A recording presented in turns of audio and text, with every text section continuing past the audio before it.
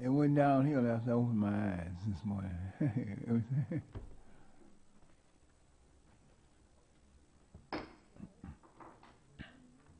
morning.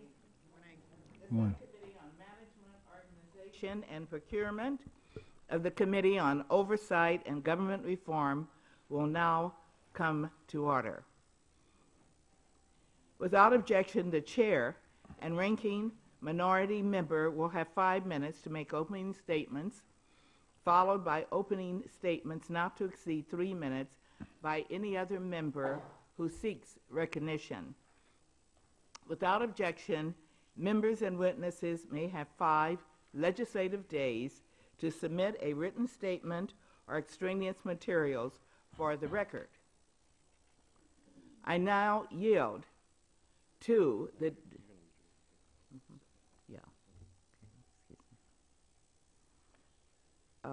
let me just read an opening statement, and then I'll yield to you, Congressman Rush. I want to welcome all of you today to the hearing that examines the status of government-wide minority contracting programs and the efforts made to date by federal agencies to comply with requirements for minority-owned business programs. In addition, the subcommittee will hear testimony from Congressman Bobby Rush regarding his legislation, which is H.R. 4343, the Minority Business Development Improvements Act of 2009. Programs to assist minority-owned businesses represent one of the several types of programs in place to promote the growth of small businesses entrepreneurs.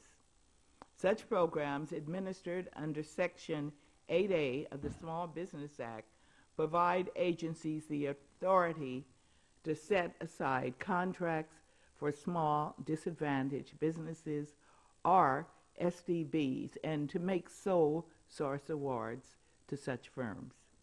The federal government offers assistance to small businesses to make sure they get a fair proportion of federal contracts and subcontract dollars. In fiscal year 2009, $29.3 billion, or 6.7% of all federal contracts, were awarded to minority-owned businesses out of a total of $537 billion in goods and services purchased by federal agencies. A portion of this funding was allocated as part of the American Recovery and Reinvestment Act, or ARRA. And as of July 16, 2010, the Federal Procurement Data System reported that about $3.6 billion, or 12.6% of the ARRA funds, have been awarded to small disadvantaged businesses. While minority contracting programs have proven rewarding to both contractors and the U.S. government, I am aware that significant obstacles and barriers still confront minority contracts in their attempt to bid for and obtain government contracts. Evidence of ongoing and persistent discrimination against minority contractors has been documented over the years. Structural barriers, including access to financing, bonding, and trade union resistance, continue to impede the performance and successful participation of minority contractors. Moreover, recent court decisions, such as Rothy, have impacted the scope and the purpose of minority contracting programs on a going-forward basis.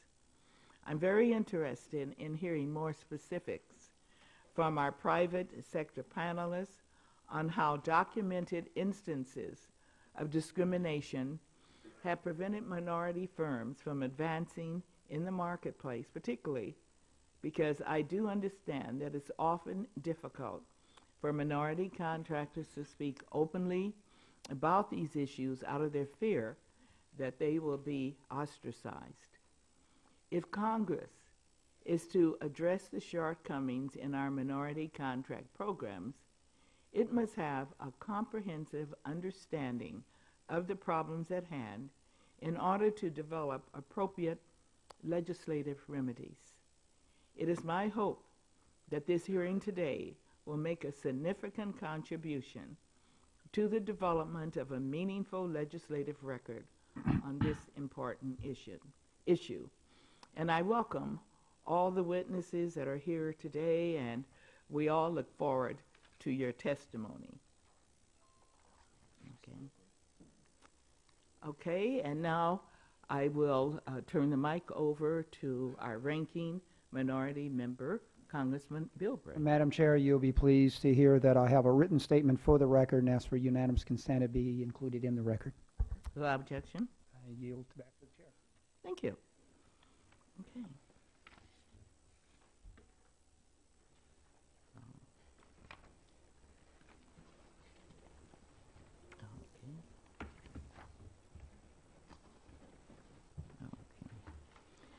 Now, we are honored to have a guest panelist and my good friend, Congressman Bobby L. Rush.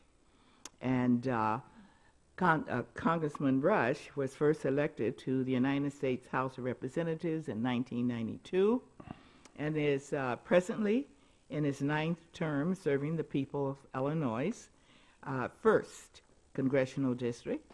And he's a senior member of the Energy and Commerce Committee, where he chairs the Subcommittee on Commerce, Trade, and Consumer Protection. Congressman Rush is the sponsor of H.R. 4343, the Minority Development Improvements Act of 2009. The legislation would establish a program providing technical assistance, loan guarantees, and contract assistance to qualify minority businesses. Also, the program would broadly resemble existing Small Business Administration, or SBA, programs for small businesses owned and controlled by socially and economically disadvantaged individuals, among others, but it would differ in its eligibility criteria and in the loan guarantees and contract assistance provided. Specific eligibility criteria differences include, first, the size of firms allowed to participate, inclusion of certain groups presumed to be disadvantaged, 3, higher economic and net worth thresholds for individuals seeking to participate, and 4, limited eligibility for group owners to participate. And Congressman Rush, you may proceed with your statement. I want to thank you, Madam Chairperson, Madam Chairwoman, your stellar leadership on this committee and in other areas of the House for the American people has not gone unnoticed. You are hearing it from coast to coast as being one of the key and one of the most effective members of this Congress. I want to also say good morning to my friend for many years. We were elected together in 1992. He took a vacation, wisely so, and he's returned. Congressman Bilbray, it's so good to be with you and be before you this morning. I would also extend my note of you being one of the most effective members of the House of Representatives, but you are from a different party, so I can't give you those accolades. But it's good to see you, my friend. To all the members of the subcommittee, I am so delighted to be here. I want to thank you for inviting me to testify before your subcommittee on this important hearing on minority contracting opportunities and challenges for current and future minority-owned businesses. During the first half of 2009, Congress took extraordinary steps to turn the nation's economy around and create jobs that would fuel our economic recovery. Many states have already begun to distribute contracts. However, across the country, minority-owned firms are being shut out of the process because of what I call artificial barriers that I believe that this Congress must simply break down. Also, on the outside of the federal marketplace, minority-owned firms are struggling, desperately trying to stay afloat and find the needed financial and technical assistance to continue their operations. In business, the metaphor of the, quote, level playing field, end of quote, comes to mind. But that metaphor doesn't quite describe the circumstances for minority-owned businesses. Far from being on the playing field, many minority businesses and business owners find themselves standing outside the stadium doors where the playing of the business games in America are being conducted. Standing on the outside of the stadium in a crowd, trying to raise their voices over the din and over the noise and over the clamor that's going on of businesses who are indeed inside the stadium and playing in the American game of business. They're speaking with one voice as loud as they can. They're saying, "We're here. Look at us. Recognize us. Acknowledge us. We're here, and we want to participate in the American economy."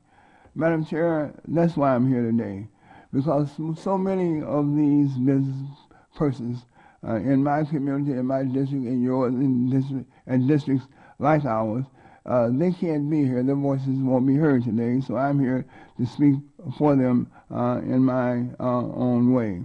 The question remains to me and to so many others that I represented, why are these companies continually shut out of a process that these men and women, who are also taxpayers, citizens of this nation, veterans of wars of this nation, why are they also why are they out of the process, and how can we help fund and support them? Quite frankly, Madam Chair, I find that this situation is totally unacceptable, and I believe that all of you join me in this. Historically, minority-owned firms have long faced an uphill battle in gaining a foothold on the national economic scene. In 1997, a study by the Urban Institute identified several obstacles faced by minority-owned businesses. At the top of that list was a lack of access to financial capital, limited access to informal business networks, lesser skilled human capital, and limited access to non-minority markets. I'm here today unequivocally stating that by building up minority firms, we can begin to truly drive the economic recovery that Congress and the Obama administration has been so diligently working towards. I spent some time looking for ways to assist minority-owned firms of all sizes and including all business sectors in their efforts to succeed and prosper in their efforts to create jobs in our nation. Minority business and business owners employ nearly 5 million Americans. I looked at the Minority Business Development Agency in my research, and the MBDA. This agency is under the auspices of the Department of Commerce, and it's the only federal agency, the only federal agency in the last 40 years that was created specifically to help minority-owned firms. This agency was created during the years of Richard Nixon and it is language in the Department of Commerce, fighting to stay alive, really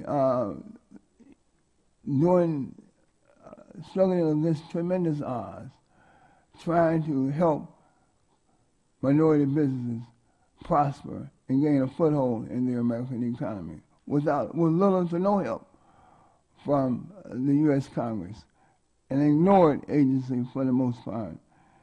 Unfortunately, even today, it still currently lacks the resources it truly needs to bring about significant change, particularly in today's tough economic climate. If there ever was a time when this agency, given its mission of 40 years ago, needs to be strengthened, I say the time is now. There's no better time than now. Now is the time. To that end, I introduced my bill, H.R. 4343, the Minority Business Development Improvement Act of 2009. If adopted, this bill will establish the Minority Business Development Program to assist qualified minority businesses by providing technical assistance, loan guarantees, and contracting procurement assistance. The bill authorizes the director of the MBDA to certify any entity as a qualified minority business that satisfies each of the 8 criteria outlined in the bill. The bill authorizes $200 million to the director to carry out the technical assistance program and $500 million for loan guarantees. The bill will also allow firms participating in the program to bid on select set-aside contracts for goods and services. Ladies and gentlemen, brothers and sisters of this committee, I believe that it's time to bring the Minority Business Development Agency to the forefront of our nation's economic recovery. And I'm sure that other witnesses at today's hearing will concur with me. I'm also sure that each one of you have felt in your own way the desire to turn things around and to regain our economic footing for the people in our local communities and throughout the nation. Madam Chair, I urge members of this subcommittee to join me in an effort to create a viable platform for minority-owned business development. Again, I thank you for giving me this opportunity to address this auspicious and this very important committee of the U.S. House of Representatives. And I thank you, and I am available for questions if you might have.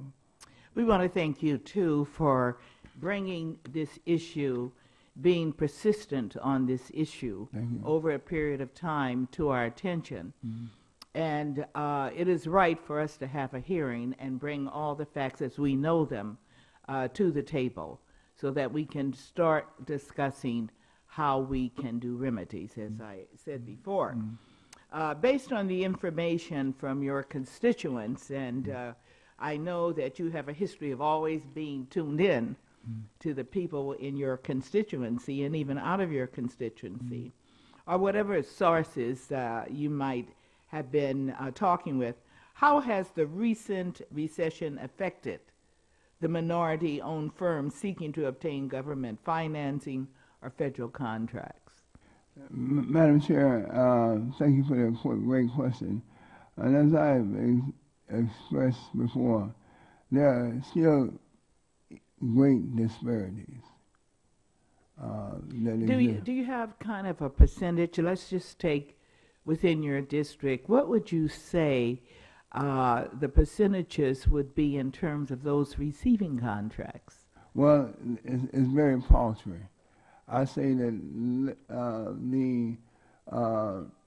during this era, the Recovery Act, less than 3% of the minority-owned businesses in my district have been affected. Mm-hmm. Although we took initial steps, we had a number of seminars and forums. We brought government officials out early on when this was first proposed. We tried to get ahead of the tide, ahead of the program. We wanted to be the firstest with the mostest. However, as we see how this program, these programs, and these dollars are being spent, they have very little effect on my district. And one of the reasons why they have very little effect on my district is that there is not a singular entity that really can help address and deal with some of the difficulties that minority businesses have historically affected. And that's why I focus on the President Nixon created program, the Minority Business Development Agency, and look at that and say, well, this is what's sorely needed in this time. If we're going to increase from 3% to 10% to 25% to 30%, then we got to have an advocate, a well-armed, well-financed, well-intentioned, focused advocate that will help the minority businesses in my district and provide assistance.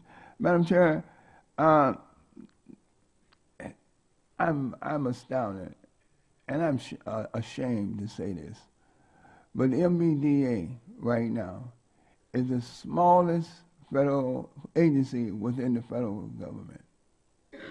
It has been flatlined in terms of its budget for over 40 years, flatlined.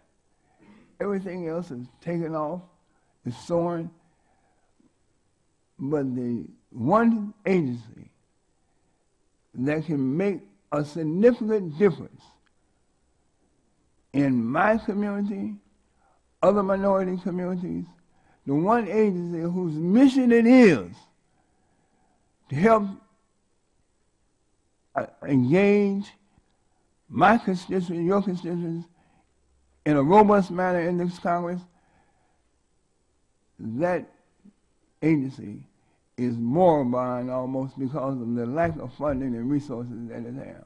Let me just say this. We're all in this Congress focusing on jobs, jobs, jobs. Yes.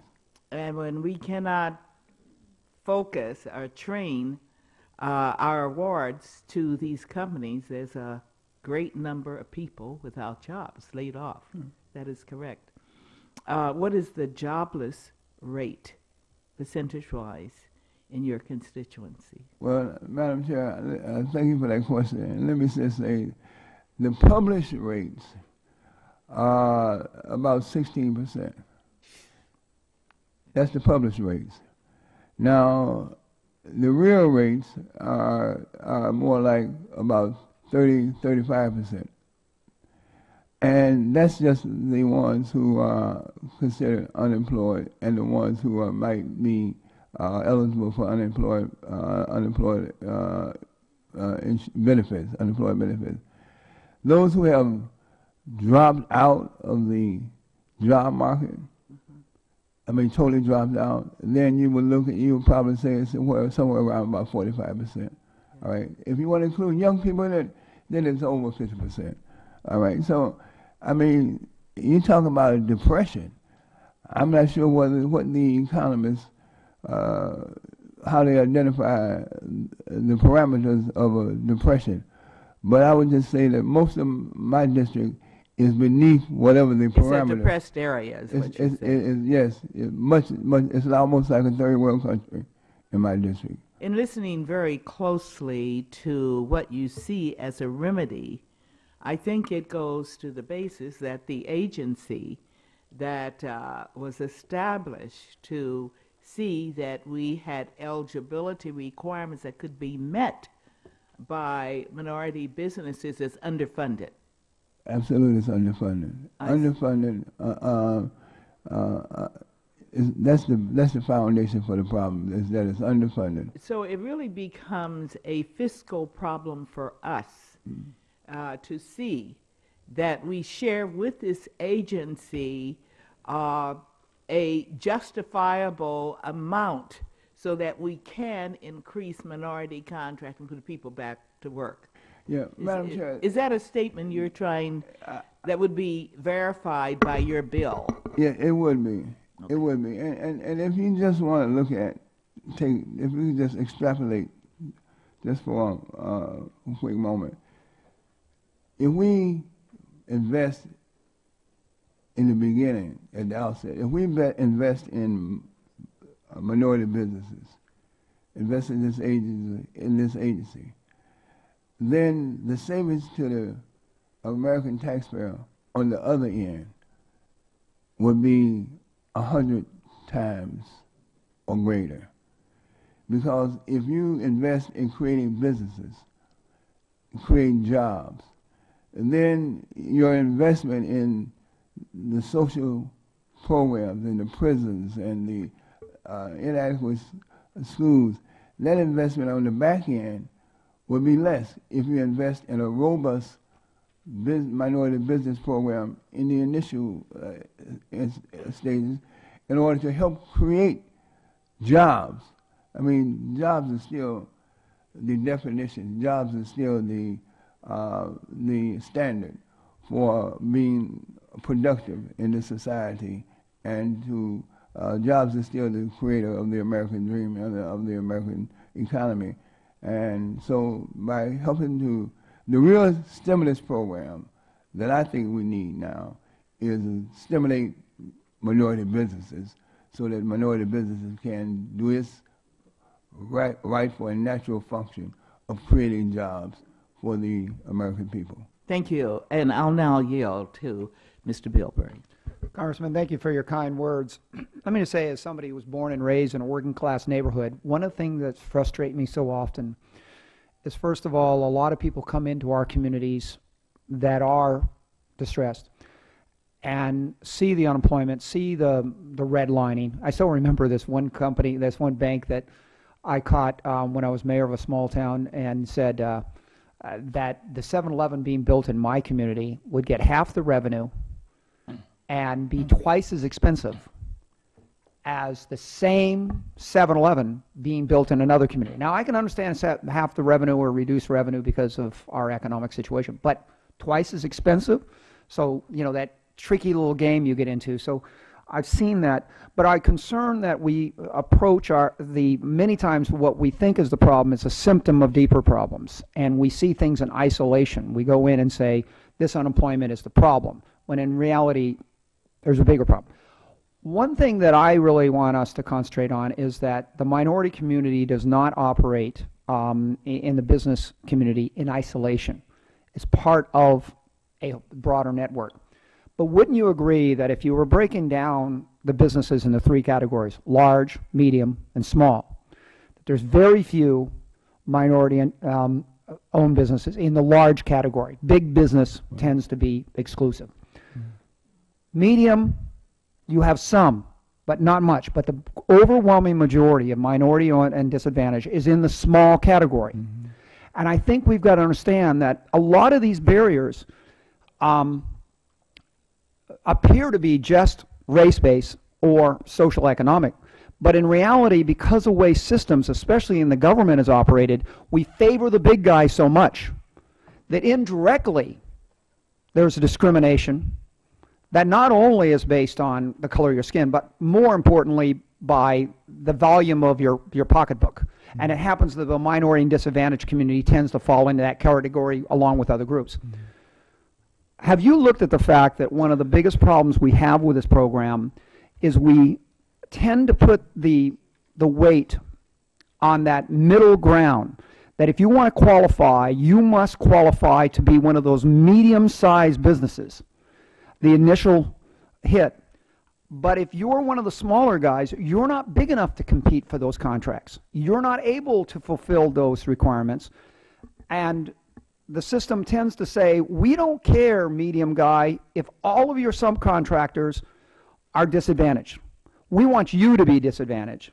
And so you don't have the incubator process. I mean, let's face it, the great majority of these non-minority businesses were not born big. Were not born even medium. They grew from the small. But the incubator concept tends to be stifled right now when I look at federal contracting.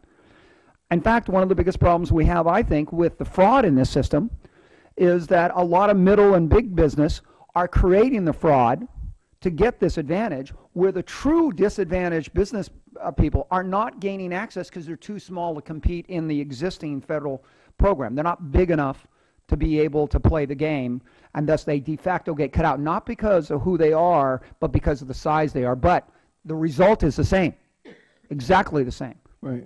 Thank you, Brother Real Gray. Let me just say this. It seems to me that the problem that you're addressing, first of all, small businesses employ the majority of the American people. Firms this is across the board. Firms that employ less than 500 people are the main employers of the American people, not major corporations. It's the small businesses. And what I think, I do think that there is a fallacy and there is a fault line within, especially in terms of the federal government, because they do favor large corporations. And I think that certainly addresses why there's such a need for the MBDA, because we have got to change the thinking pattern, the mindset of the federal procurement community, so that they will go out of their way, rather than discriminating against small businesses, that they will have they will switch the paradigm and start thinking in terms of that small businesses should be a premium, should be the priority for federal procurement. Now, it might be cumbersome to one extent, maybe in terms of the bureaucracy or the paperwork, but in this age of computerization and technological innovation, I think that we're living in a new world. And I don't think the same impediments that existed 10, 20 years ago exist now in terms of how do you manage having more contracts broken down, smaller contracts, and then thereby by inviting more and more businesses.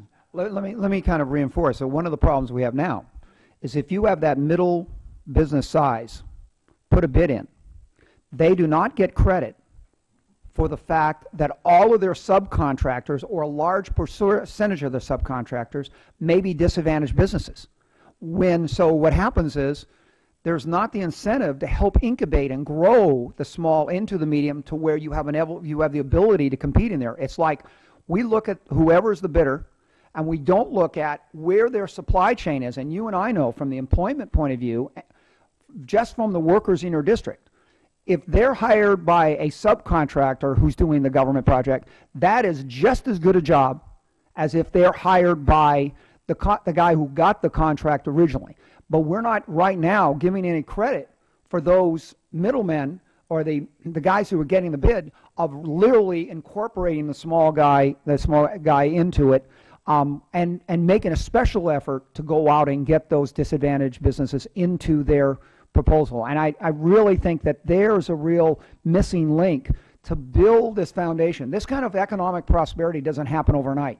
It's not just a political and a government thing. It's a cultural thing of people getting in the habit of giving people a chance to bid and compete in there and rewarding them for taking the effort to go do that. Right now, I run into situations of frustration where a lot of guys are telling me, I don't even get credit if I go out and recruit this on a lot of these contracts. And I think that's one of the things we got to be frank and open about. Just because it appears that we're playing a game by setting it aside, the outcome doesn't reflect reality, and the outcome proves to us what we've been doing traditionally is not doing it right. And I think we should be willing to shake it up a little bit and try these new things of saying, you got a contractor who has done that outreach into the minority community and got subcontractors, he should get credit and be reflected in a benefit to him for going out and recruiting and getting and incorporating and integrating those subcontractors into the process and empowering the disadvantaged businesses to start growing. And guess that's a critical component. And I know that sounds like an abstract, but if you're going to create the jobs, you got to change the system. Well, my only response to you, Mr. Bill Gray, is that let's shake, rattle, and roll. I'd like to introduce one of our colleagues, Judy Chu, California, for sitting in with us this morning. And you probably didn't hear the opening statement, but I know that you understand the subject matter. Would you like to make a comment? I'm just happy to be here to pursue the issue of improving our minority contracting opportunities, and I'm glad to hear the testimony, and I certainly support Congressmember Rush's efforts in doing so. Thank you so much for joining us this morning. And thank you, Bobby Rush, for being consistent and staying on us until we had this hearing. We appreciate it so much. Thank you very much, ma'am. This will conclude the testimony for Congressman Rush, and thank you again. Thank you and so very much. I would like to invite our second panel, but before you come up, will staff bring the chairs back, and we will call up the second panel that is composed of David Henson, the Honorable Marie C. Johns, Mr. J. Young Park, Linda Oliver, and Brandon Neal.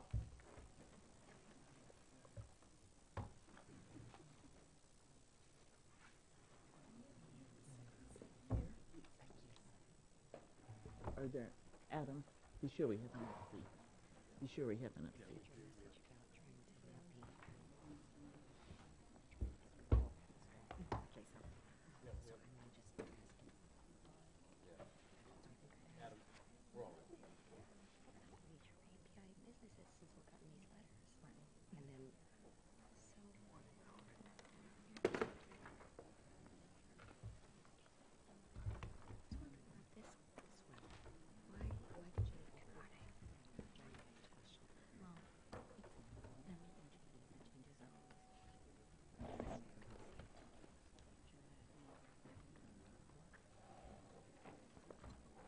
Right? It's the policy of the Committee on Oversight and Government Reform to swear in all witnesses before you testify, and I'd like to ask you to please stand and raise your right hand.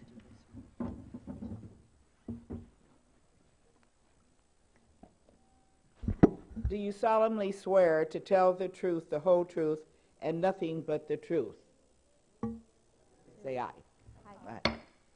With that, you may be seated, and let the record reflect that the witnesses answered in the affirmative. I will now introduce each one of you. Mr. David Henson is the Director of the Minority Business Development Agency at the Department of Commerce. Mr. Henson oversees 5 regional offices and a network of 48 minority business centers that provide services to promote the growth and competitiveness of minority businesses. Prior to this position, Mr. Henson was President and CEO of the Wealth Management Network Incorporated, a multi-million-dollar independent financial advisory boutique. He also managed a 10-state sales region as Director of Advisory Services for InvestNet Asset Management, a $70 billion financial advisory firm. Ms. Marie Johns serves as the Deputy Administrator of the Small Business Administration. Prior to her appointment, Ms. Johns was a managing member of L&L Consulting, LLC, and she's also past president of Verizon in Washington, D.C. At Verizon, Ms. Johns was responsible for 2,000 employees and over 800 customers, including many of the small businesses. Mr. Ji Young Park serves as Ji Young Park serves as the Associate Administrator for Small Business Utilization at the General Services Administration, where she oversees the agency's small business policies and programs.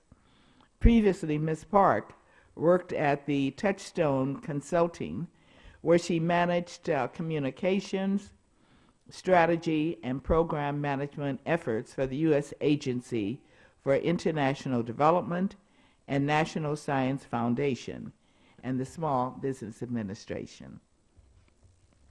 Ms. Linda Oliver is the acting director of the Office of Small Business Programs at the Department of Defense, where she implements DoD policies that encourage the department to provide opportunities for small businesses to successfully compete for small business contracts. And finally, Mr. Brandon Neal is the director of the Office of Small and Disadvantaged Business Utilization at the Department of Transportation, where he advises the Secretary of Transportation on opportunities for small and disadvantaged businesses to participate in the department's contracting process.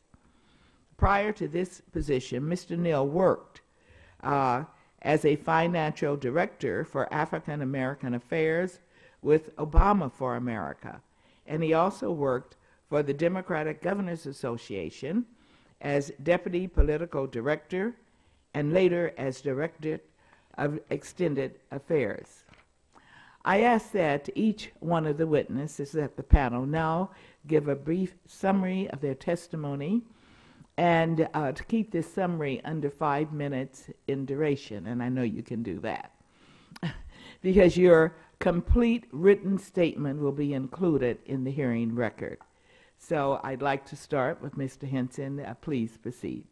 Chairwoman Watson, Member Bilbray, and members of the subcommittee, thank you for inviting the Minority Business Development Agency to appear before this subcommittee.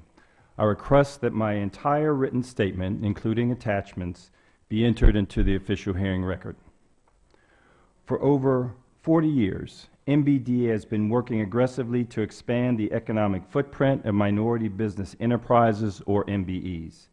At the time of the agency's creation in 1969, there were approximately 322,000 MBEs that generated $10.6 billion in annual gross receipts. Today, according to the recent released numbers by the U.S. Census Bureau, the number of MBEs stands at 5.8 million, generating $1 trillion in gross receipts. However, while the recent numbers are encouraging, there is still work left to be done. Discriminatory barriers continue to persist, which impede the ability of MBEs to access the federal marketplace on an equal footing with non-minority owned and operated businesses. I am submitting for the record as Attachment A to my testimony a document entitled The Compelling Interest for Race and Gender Conscious Federal Contracting Programs, which details these barriers as well as a number of disparity studies. MBDA is working to eliminate these barriers, acting as both an advocate and facilitator for minority-owned firms seeking to gain greater access to the marketplace, including but not limited to procurement opportunities with the federal government. A great deal of work takes place in MBDA business centers located across the country and in Puerto Rico. The centers provide technical assistance to improve MBE competitiveness at securing both public and private contracts, in addition to promoting joint ventures and teaming arrangements, as we recognize some contracts are too large for one firm to complete for alone. In FY 2009, MBDA helped generate $2.2 billion in contracts and helped create 3,858 new jobs. This exceeds the agency's FY 2009 goals of $900 million in contracts and 3,000 new jobs. We expect to surpass our 2009 performance in fiscal year 2010. MBDA also works to match MBEs with contracting opportunities that fit each firm's profile and capabilities. Two of the more prominent methods are our business-to-business linkage form and the Phoenix Opportunity Database. MBDA hosts B2Bs throughout the year, matching MBEs with the public and private contracts ready to be let. During the B2B, MBEs have an opportunity to meet one-on-one with interested contract officers from all levels of the government and the private sector to examine the possibility of doing business together. For example, at this year's National Minority Enterprise Development Week conference, MBDA presented more than $30 billion in public and private sector forecasted contract opportunities.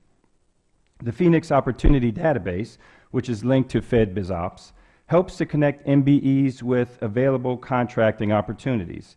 Using the system, MBEs input their profiles in the system accessible on the MBDA website. Contracting officers throughout the federal, state, and local government can use the system to upload notices of their federal contracts into the MBDA Opportunity Database. The system then matches each opportunity with MBEs meeting the requirements of the solicitation. The lack of access to capital has often inhibited the ability of MBEs to compete for federal contracts. In January of 2010, MBDA released a report titled Disparities in Capital Access Between Minority and Non-Minority Owned Businesses, the Troubling Reality of Capital Limitations Faced by MBEs. This report, which examines the issue of capital access, accompanies my testimony as Attachment B. Capital, in the form of surety bonds, is required for federal construction contracts. However, as credit markets tighten, obtaining bonding has become even more difficult. MBDA is working on a surety bonding initiative to alleviate this problem and help MBE secure the bonding needed to meet the requirements of federal contracts. On April 26th of this year, President Obama established an interagency task force on federal contracting opportunities for small businesses, of which MBDA was a member. The task force was charged with providing recommendations to the President to help ensure that small businesses, including minority-owned businesses, have fair access to federal contracting dollars. These recommendations include addressing the issue of contract bundling, subcontract planning, and identifying ways to increase small business utilization in prime contracting. MBDA was honored to serve on this task force and work with our colleagues to implement the recommendations put forth. So in conclusion, MBDA will continue to take an active role in eliminating barriers faced by MBEs in our federal marketplace. MBDA is creating a government contracting unit under our Office of Business Development. This unit will be comprised of experts focusing on assisting minority-owned firms in accessing contracting opportunities. We anticipate having this unit operational in the near future. Also, the agency is working closely with Secretary Locke in establishing a National Advisory Council on Minority Business Enterprise to advise the administration on issues pertaining to the growth of minority-owned firms, including access to federal contracts. MBEs are a critical part of this country's economic infrastructure, and it is in federal contracting that many will find avenues for growth. MBDA looks forward to working with Congress to help create more entry points into the federal marketplace for MBEs. Thank you, and I look forward to your questions. Thank you so much, Mr. Henson, and Ms. Johns. You may proceed. Thank you, Chairwoman Watson. Welcome. Ranking Member Bilbray, members of the subcommittee. I'm honored to testify on this very important topic, and I'm honored to be in my role for a little over 2.5 months now as the Deputy Administrator at the Small Business Administration. Minority business is something that I care deeply about.